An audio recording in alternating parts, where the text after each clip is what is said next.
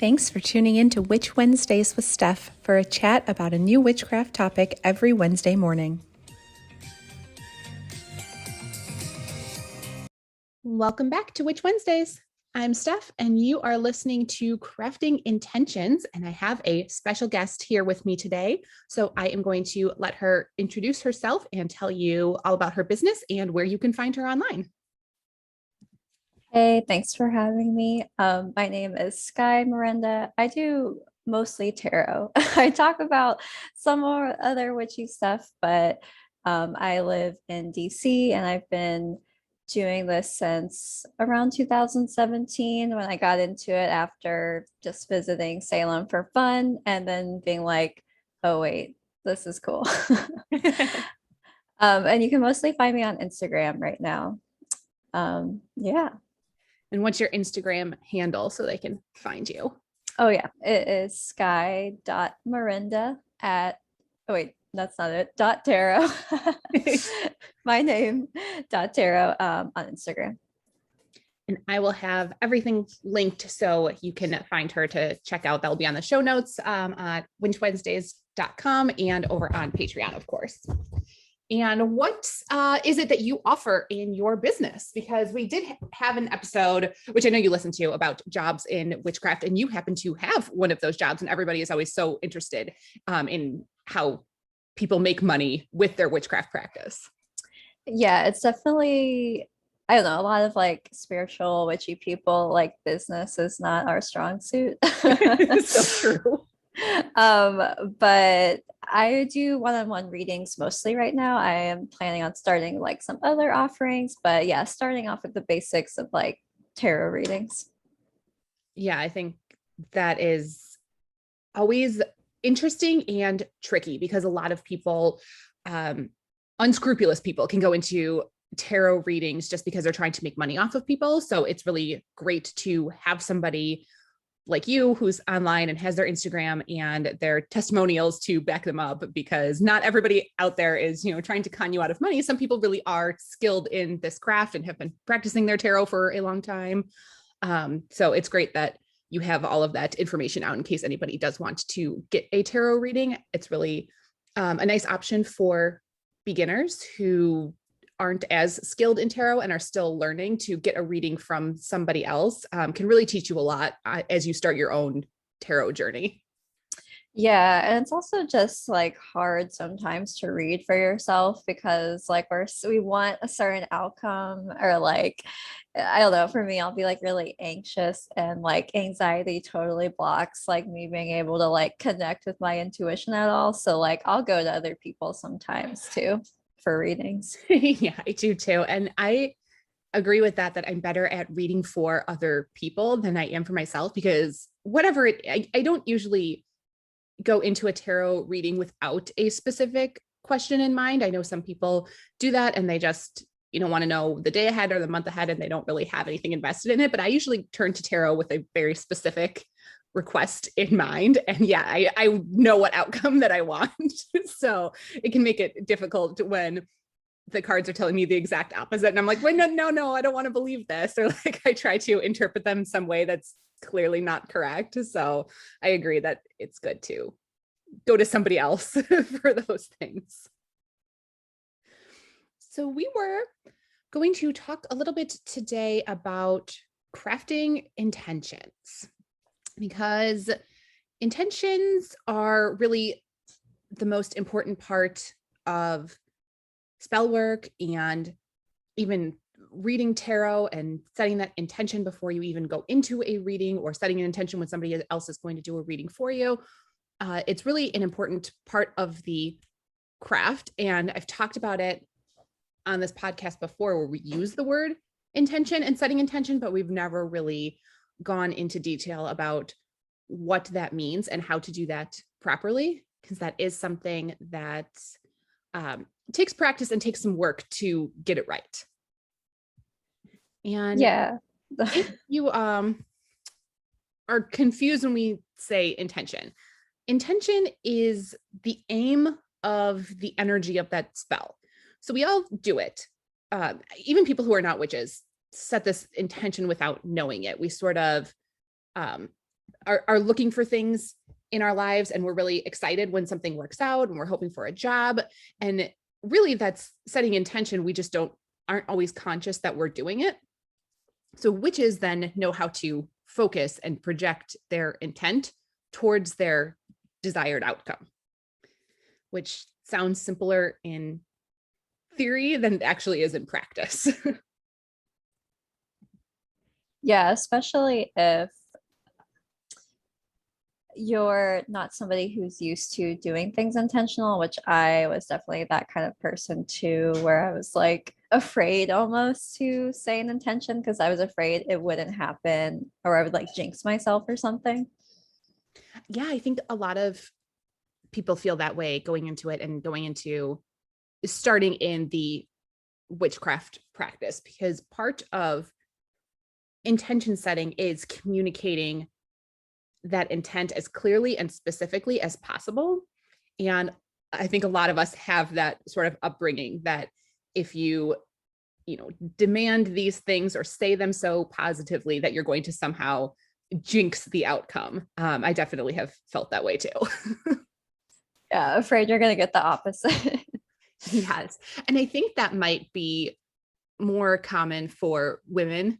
I think we were just raised to not be so demanding and sort of be more on the sidelines and a little quieter in our needs and desires, and not express those as much as they encouraged boys to express those things. So, I mean, we are all bucking that now, but a lot of us, we were raised that way. So to turn around and do the exact opposite now and really forcefully tell the universe what it is that you're wanting to manifest can be a little tricky to get started with. Yeah, definitely can like confront your feelings of like, there's no way this is going to happen anyways. Like, why bother? All of those kinds of thoughts. Yeah, it really is important when you are setting your intention, not only to communicate it as clearly and specifically as possible, but to get into the right mindset when you do so. There's a lot of different ways that you can do it, but if you are in that sort of defeatist mindset, you're really not giving that spell a chance to manifest. If you are coming from a place of fear or doubt and you're worried that it's not going to manifest, then you're already sort of canceling it out before you even get started. Yeah, I was just chewing on that. It's such a, it can be such a like mind. I don't know if I forget if I can curse. Yeah, we curse on this. It can be such a mind fuck because yeah, I totally, especially if you have like anxiety, you then might kind of get stuck in like a thinking the negative thing over and over again. But that's kind of like the beauty of like affirmations or intentions, is it's kind of a tool for me at least. I think other people to like shift out of that thinking of like, instead of repeating it to yourself, it's not going to happen. You're repeating to yourself like, this is what I want. This is what I'm creating in the future. This is what I'm manifesting, that kind of thing. I know a lot of us feel sort of silly when we first start doing that. I think if you've never really had an affirmation practice before, then you aren't really clear on how well it can work. So when that first starts and we first start doing those affirmations, like whether you look in the mirror and say them to yourself, like that can feel super silly when you are first doing it. But I promise it's a good practice to get into. So if you need to just do that by yourself in the bathroom where nobody else can see you or hear you, that is okay. And just repeat your affirmations to yourself. That is slowly going to build your confidence in manifesting these goals and spells. Yeah.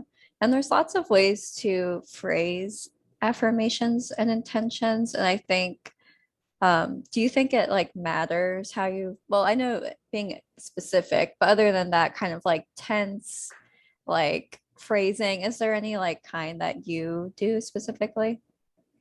I always phrase things in the way, the tense, like that it's already happened. Sometimes when I'm asking for a specific spell, I do have to say like, this will happen in whatever, time frame. But when I'm trying to set an affirmation for, let's say, like more confidence, then I say it as if it's already happened, that I am confident. I am a confident person, like right now, not I will be in the future, because I think the universe works on a different timetable than humans do. Our sort of time is a different construct and much shorter than what the universe thinks a good time period is. So when we say, I will be confident, maybe you will be, but in 200 years from now, according to the universe, but that doesn't help you, in the present day. So for me, I think it's important to say it as if it's already happened. Yeah, that makes sense for affirmations that are more like you're trying to hype yourself up in the moment, kind of. Yeah, Um, absolutely. yeah. Yeah. And with intentions, I do kind of do the same thing of like, I'm creating this or I will be this. I've experimented a little bit with doing them in the present tense.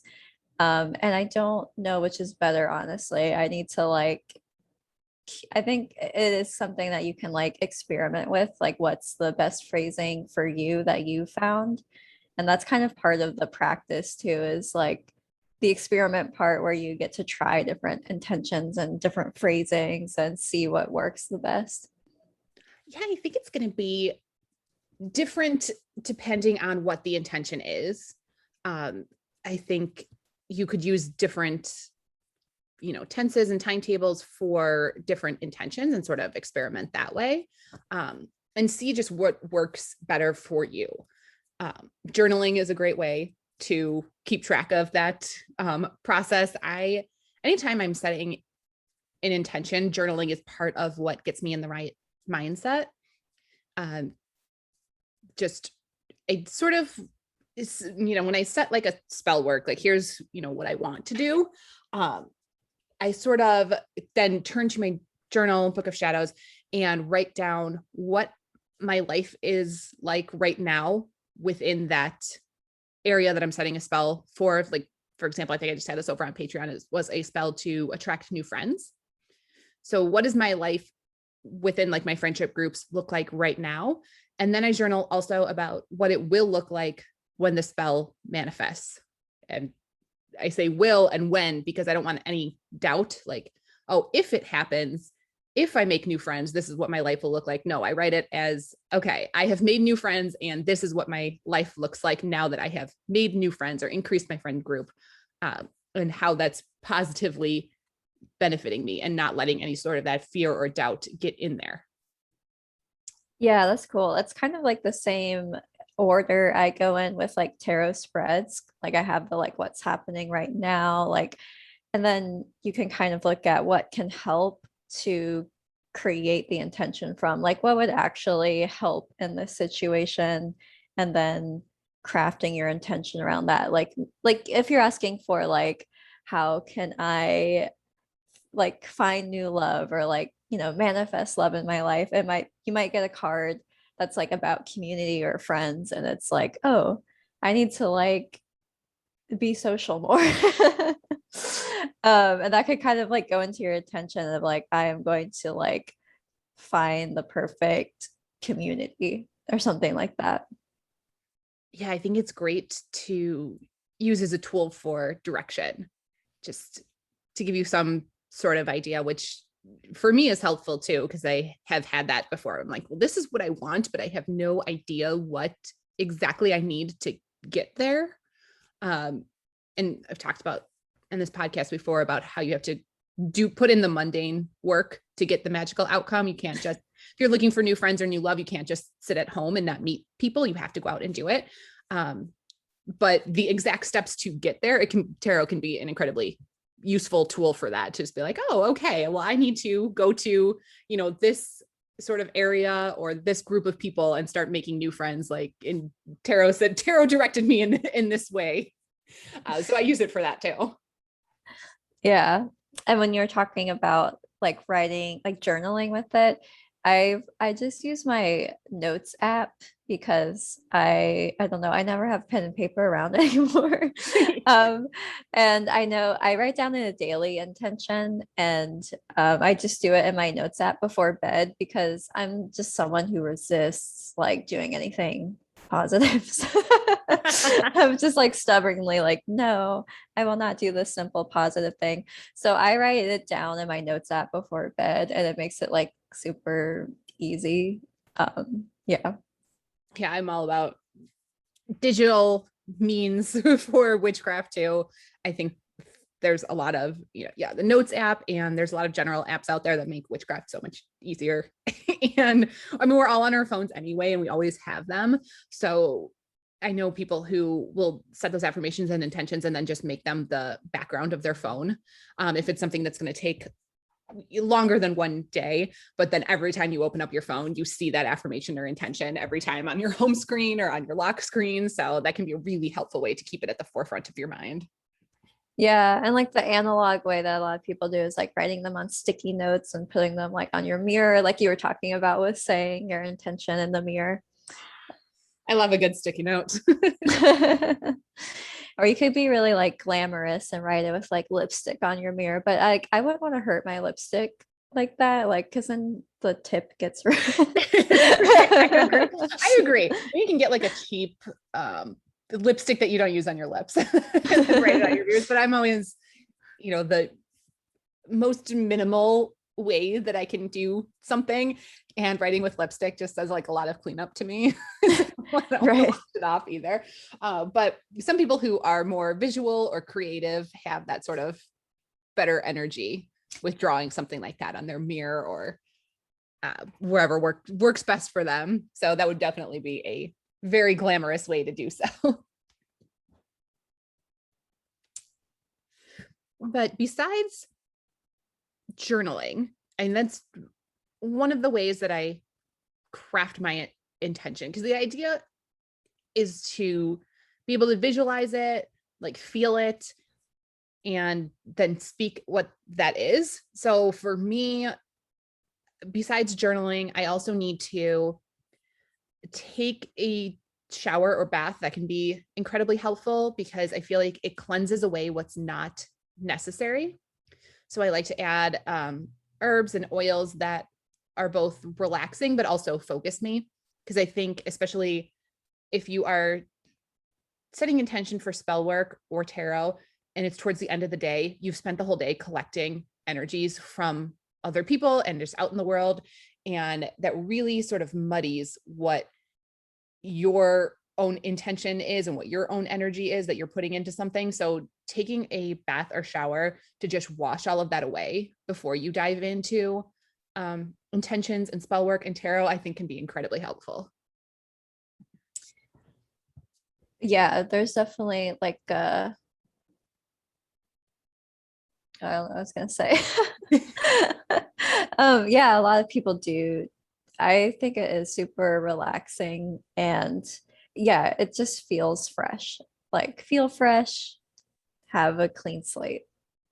Yeah, and be able to actually then figure out what it is that you want for yourself, what your affirmations and intentions should be without, everything else from the world sort of interfering with that. If showers or baths aren't your thing, if you're more of a green witch, then getting out in nature can really help sort of balance your energies. I don't always need to go take a nature walk, but I know some green witches that's like the only way that they're going to get their mind clear for crafting their intentions, is to get out there. And meditation is another very popular way. I do meditate, but I'm not like great at it. I can do first, I don't really have a problem with focus, but for some reason, like focusing on longer meditations has just never been in my wheelhouse for some reason. It's like about 15 minutes is about all I can give it. Yeah, I do a meditation where, well, I write down the intention 3 times in a row on my phone, and then I meditate for like 8-10 minutes afterwards. But like my version of meditation is just kind of like letting my mind drift to whatever. It's not very like guided, and I need to stay focused.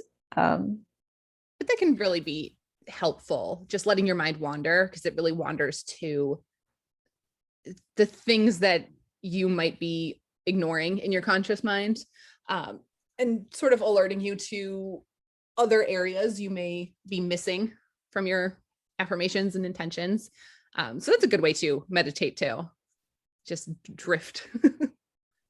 Yeah, and like I'll maybe the best practice would be to like focus, like say the intention over and over in your head at the beginning of the meditation. But I think by the end you would like I at least wander or like drift off, like just kind of go with the flow. You don't have to be like stressed, like I need to say it the whole 10 minutes. Yeah, it definitely should not be a stressful practice, because I think you're adding like a sort of more negative energy then into your spell or ritual that you don't want, just because you're trying to focus too hard and stressing yourself out with getting all of the details right. It's not that important. We're just giving examples here of some things that you can do and try to craft the best intention possible. But if none of these like speak to you, that's okay. Don't stress yourself out that you need to do everything on this list. Yeah, I think a stressful meditation would be like an oxymoron. Yeah. Another specific thing that I do when crafting intentions is choosing my correspondences. So when I am crafting my intention specifically for a spell or ritual, I sort of think about what I want to do first. And then as I get more clear on the intention, that's when I start picking out the correspondences, like herbs and crystals, day of the week, moon cycle, things like that, that I would want to use in that spell. Because I think that having that sort of physical component is helpful for me, because it gives the energy something to latch onto and wrap around. It can be helpful for beginners, because I know just sending energy out into the universe, that's all you really need to make a spell work, is the intention and the energy. But for some beginners, not having that sort of physical item to latch onto and release into the universe is a little difficult when you're first starting out. So I really like choosing those correspondences. I think it's helpful. It's an extra focus on my intention, because as I'm choosing things, I'm just thinking about it more and more and more. So it's sort of building up that energy. So I personally like using herbs and crystals and things. Not necessary, but definitely something I do in my practice. Yeah, and we were talking about how you can use tarot and spell work too. And that's definitely like a lot of people, I think, when they're using tarot and spell work, it is finding like a card that has those correspondences for you. Like if you're trying to get a new job, maybe using like the Ace of Pentacles, or like things about new beginnings, and like or if you want to feel more confident and powerful, like the High Priestess, like using that as a symbol to, I guess maybe the word is amplify your intention, but at least like focus it. Yeah, I like using tarot cards for that too. Definitely in my spell work and witch world, definitely something else for my energy to latch onto, and just a way to focus, especially if I am sort of sitting at an altar space and spending time thinking about it. Just having that card in front of me to like directly focus on and keep my attention is really helpful. Yeah, especially all the like pretty ones, like the High I was just gonna Priestess. say the ones that are so pretty to look at. Yeah, I have a really pretty deck that has like gilded edges and everything. So Yeah, if you look at the Empress and you're like, yes, this is the kind of energy I want to be, it's like, yeah, put that up on your altar, like focus on that.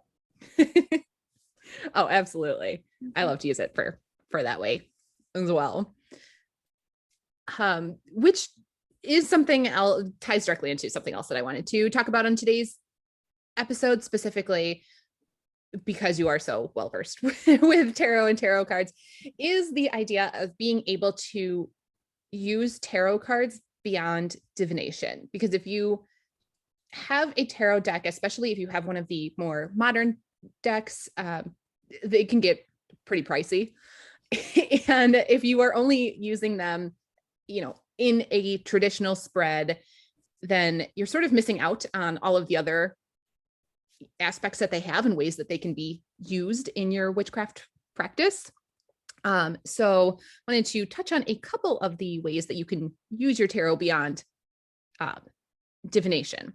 And that would be like the first one on the list is within your spell work and ritual. Like we talked about representing what you want to achieve. And it can also be a representation of yourself, like the Empress card. It can also be a representation of another person. So if you are directing your spell towards somebody else, you can use a tarot card that is representative of them and their energy. And it can also be representative of a situation, like the Justice card. If there is some sort of, if you have a court situation going on, the Justice card can be used in your spell work to represent that situation. That's one way that I use my tarot cards as well, because I feel like it's not using them to their full potential if I'm only using them for traditional divination and spreads. Like I want to be able to use them and look at them all the time. Yeah. I always like when I think about using them in spells too, I would probably need to get or use a deck that isn't one of those like new fancy ones, but I just love the image of like lighting a candle over them and like having it like drip down. Like I know this is kind of like blasphemous because then you're ruining your deck, but I feel like that's such a powerful image of like the wax dripping down onto your cards and like that kind of being the release of energy that maybe you're going for in that spell. Yeah, absolutely. And you can have more than one tarot deck. There's nothing wrong with that. And I think people who start getting into tarot will know that pretty quick. I don't think any of us have just one.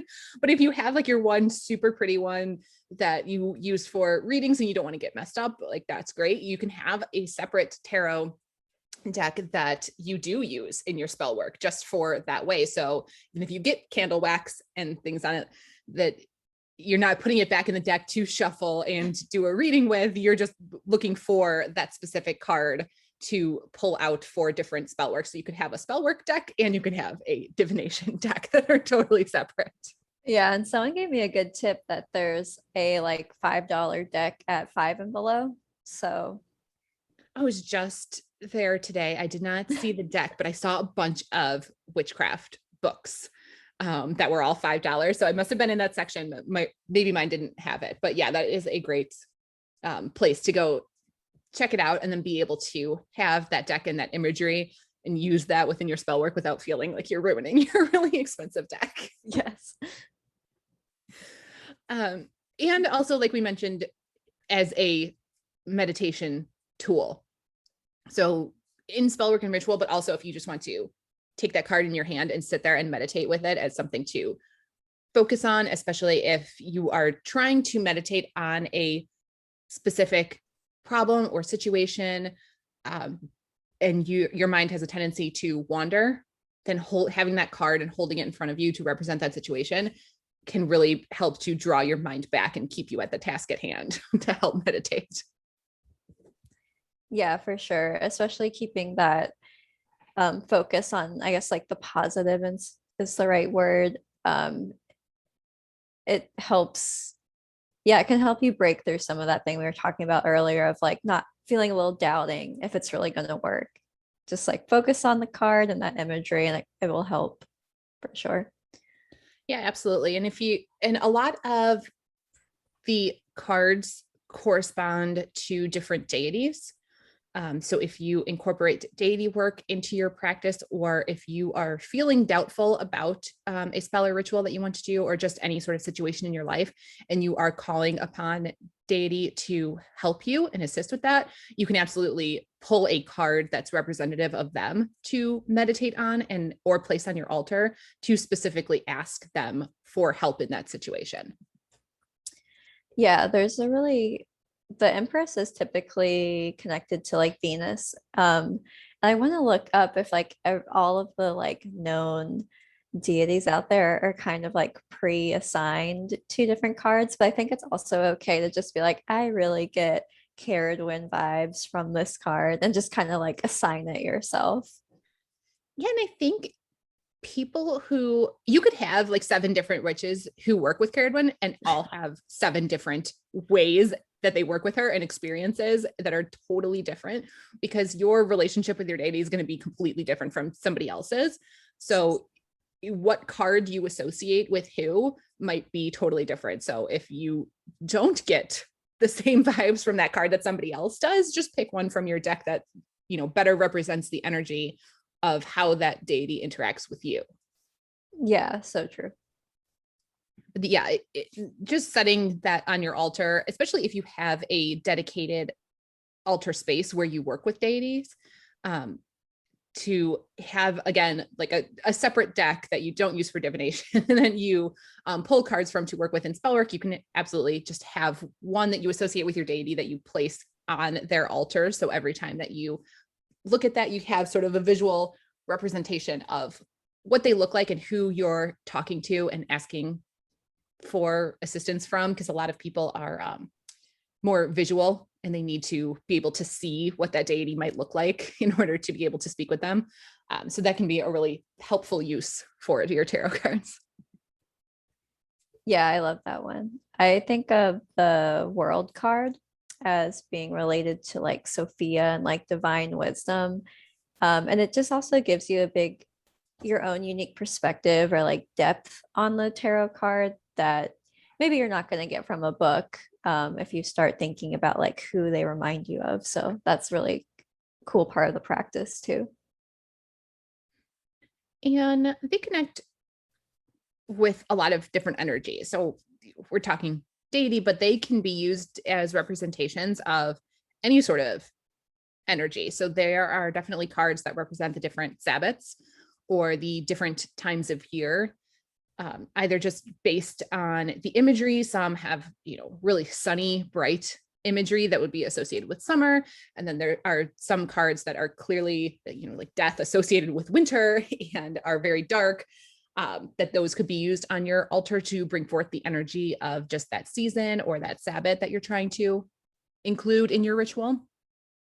Yeah, same with the astrology signs. They also are generally associated with a card. So like death is a source associated with Scorpio.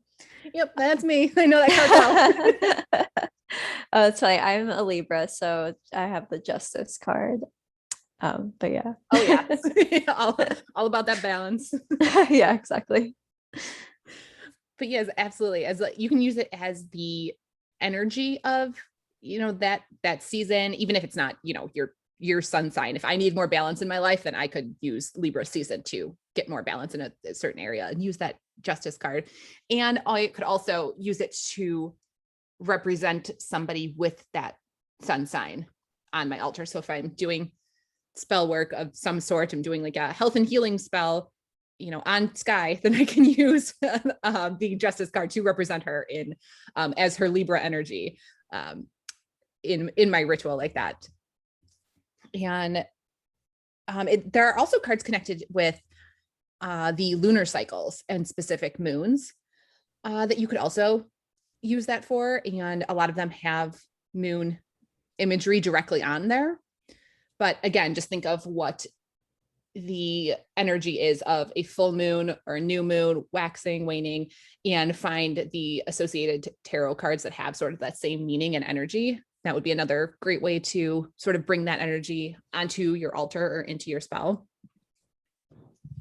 Yeah, I have a deck too that's square. So it's not rectangular, I mean, like most decks are. And so it can face like 4 different directions. And the creator, it's called the Dark Days Tarot. I love it, but they create it that way so that it can represent the different phases of the moon. Like it's up in full moon, down in new moon, or waxing or waning on the sides. So yeah, I don't know. Yeah, so there's lots of different ways to incorporate the moon phases in tarot too. Look for square decks as one, but there's probably others. Oh, that sounds like a pretty one. I like that.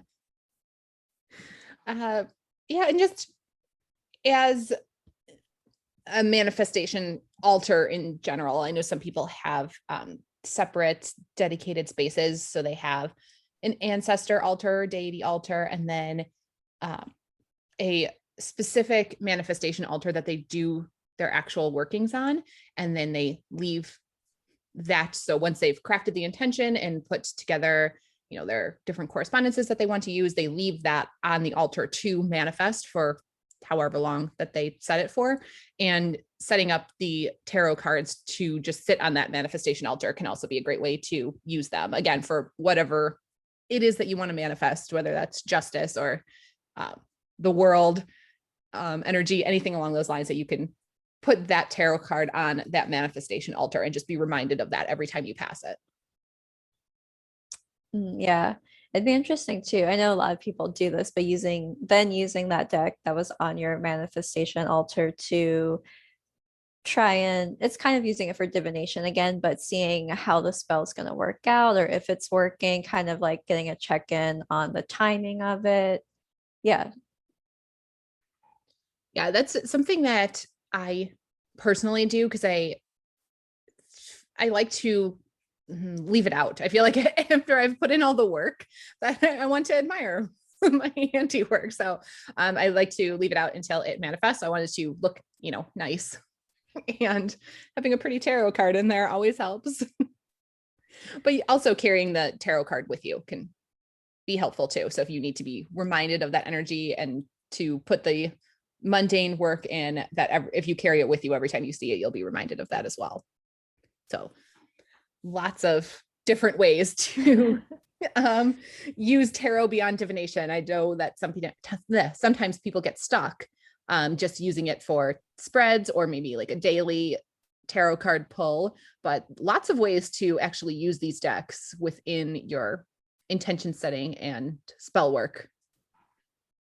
Yeah, get creative. I think tarot is perfect for getting creative because it is a more like loose system, and it is more like intuition based. So you can kind of like do what you want in some ways.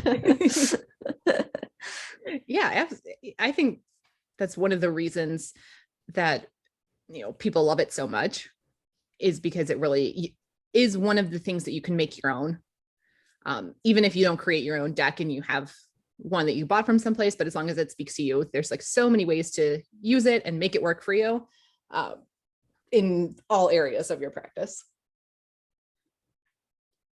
Totally. But I think that's everything that we wanted to share today on crafting intentions and using the tarot cards to help with that and using them beyond divination. Unless there was anything else you wanted to add? No, I think we packed a lot in there. That was cool. We definitely did. But if you have any questions for us, either about crafting intentions, or if you have any particular questions about tarot and or if you're a little lost on what tarot cards are associated with maybe deities or with the different seasons, and you're looking for some guidance on that, or guidance on getting a deck in general, then definitely reach out. Again, I am going to have all of Skye's information, her website and her Instagram, so you can reach out and ask any questions that you have, or if you want to get a tarot reading to get you started and get some in-depth knowledge on a particular situation that you might need help with right now, that is a great resource. So do you want to tell them again what your Instagram handle is? Yes, it is skye.miranda.tarot on Instagram. And she will be there ready to help you out if you've got any questions or want to book a reading with her. That is everything that we wanted to share this week. Thank you so much for being here. Thank you for having me. It was so fun. And I will see you all next week. Need even more witchcraft? Subscribe to Patreon for exclusive bonus content 3 times a week and order Sabbath boxes and other supplies at witchwednesdays.com. Be sure to follow on Instagram at Witch Wednesdays Podcast.